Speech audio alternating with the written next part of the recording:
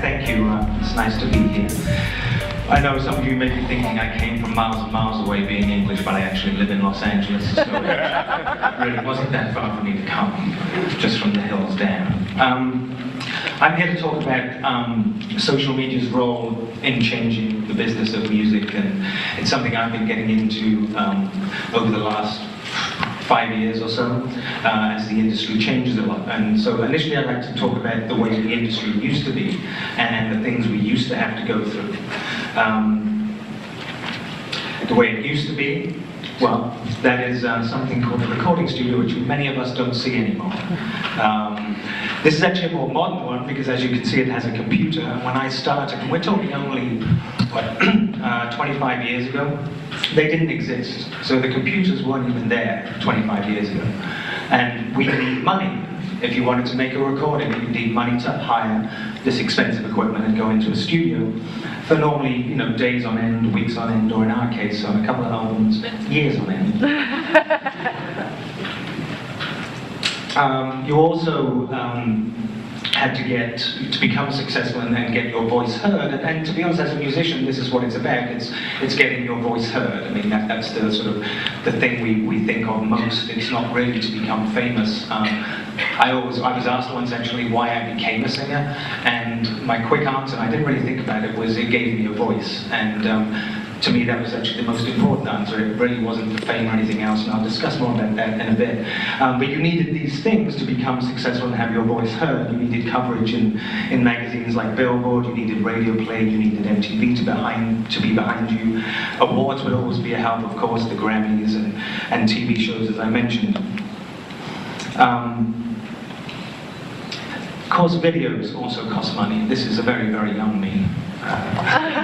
Although I gotta say that one didn't cost that much because it was all our family in it, but even back then that was something that was the cheapest video, and it was kind of like £10,000, like $15,000 to $20,000, and that was a cheap video. So you can imagine the money involved. You also needed to get into stores. You needed retail. There was no online then, of course, so you needed someone behind you that would get you into those stores, and better still, get you placement in those stores. And they were called point of purchase, which meant that they would give you prominence on a shelf, or give you the front of the store. So you needed someone to be able to do that for you. And then, to that end, you had to go in to partnership, and I say partnership because it's really not,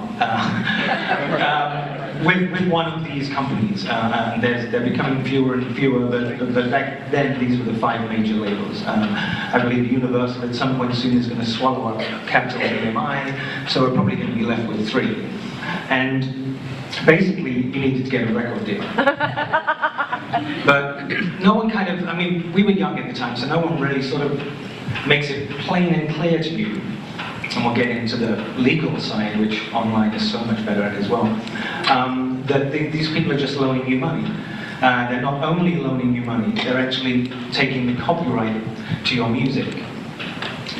Now, the first thing they do, they sell records. They would give you back then roughly about 14%, I think, and that was a good deal back then.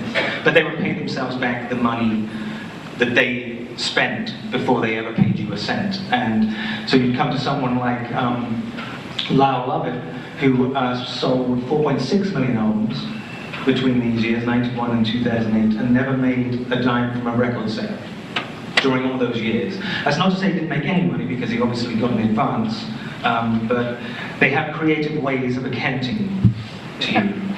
So adding insult to injury. Labels, they just don't loan you very expensive money. They take the copyright to your work. And this is true, I've just gone through this. They charge for things like breakage and packaging, even on digital recordings. And many of them also consider iTunes to be a third-party record company. And so the deals are normally structured that if your record gets released on a compilation by another third party, then you get a reduced royalty. They consider iTunes to be that, not a retailer. So a lot of the time we're getting reduced royalties on iTunes sales even. And of course, it's not just us as musicians who are getting ripped off.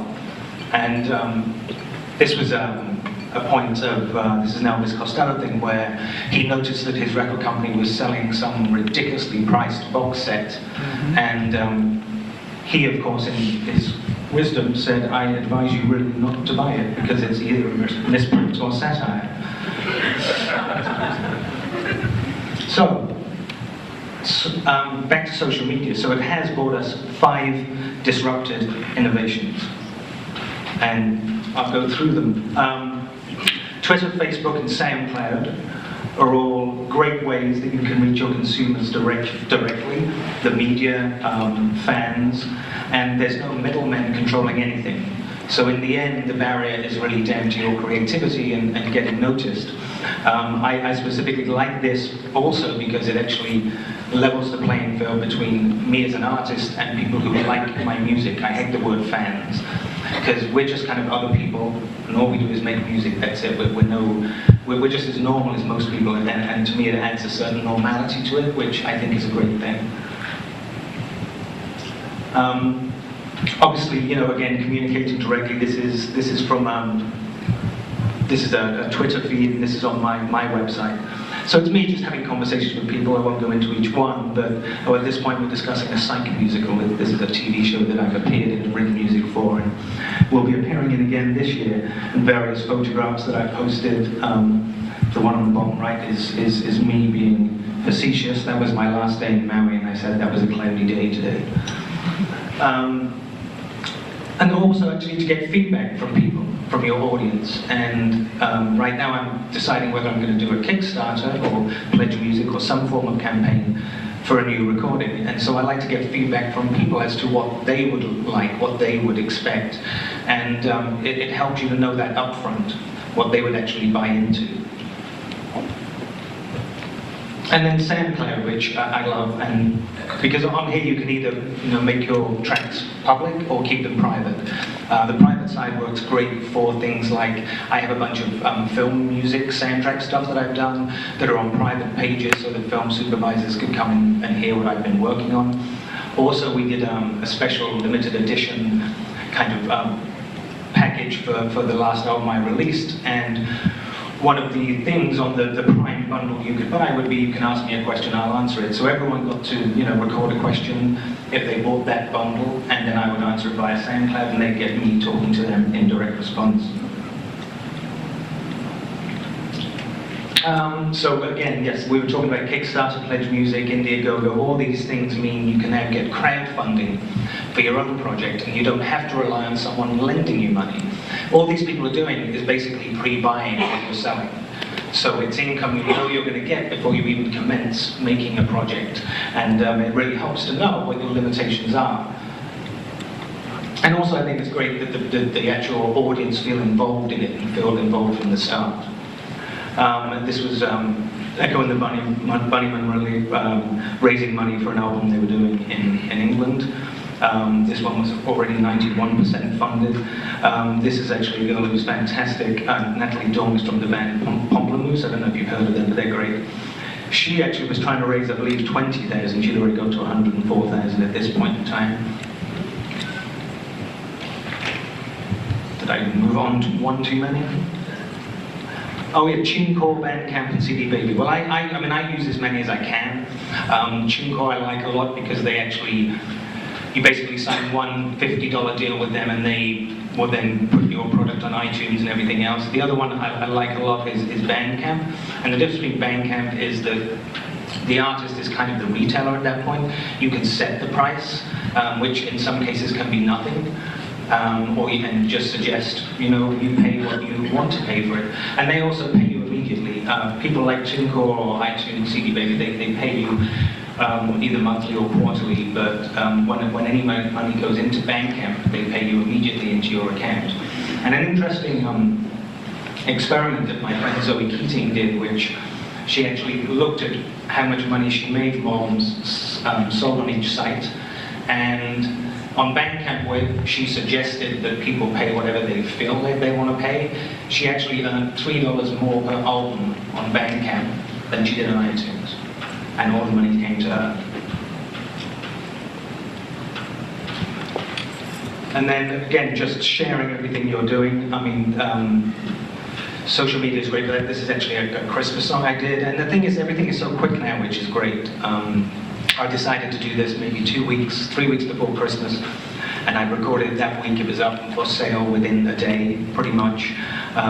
You know, we had someone quickly design a little sleeve, and that's actually from a photograph I took while on tour in Germany.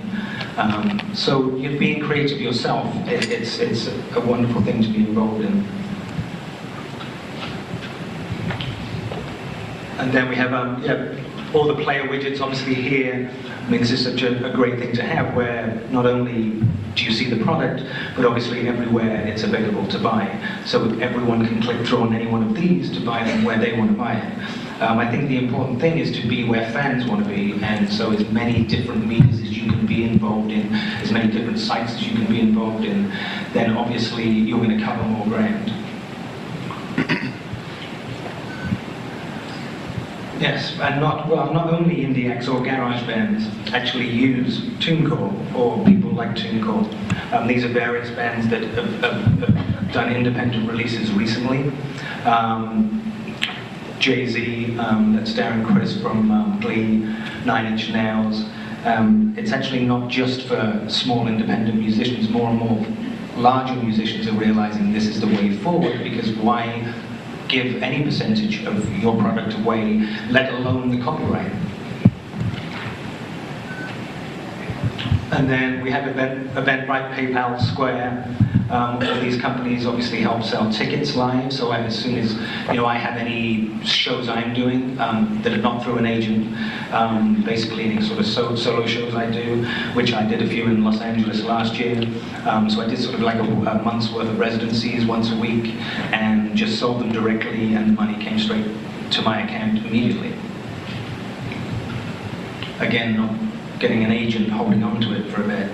Months and months before they decide to pay me. Creative Commons, another one of my favorites, and I'll go back to the legalities. When we first signed the deal, the contract's like this thick.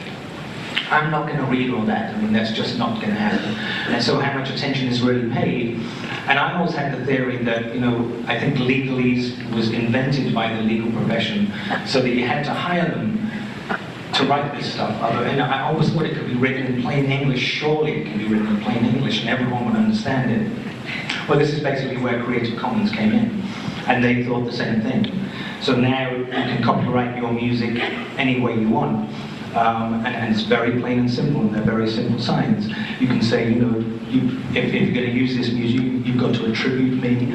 You cannot make money from it, and share alike. If you want to transform or build upon this work, you may distribute the resulting work only under the same or similar license as this one. So that's as much as a license goes that I put on my music, and that's, for me, the way it should be.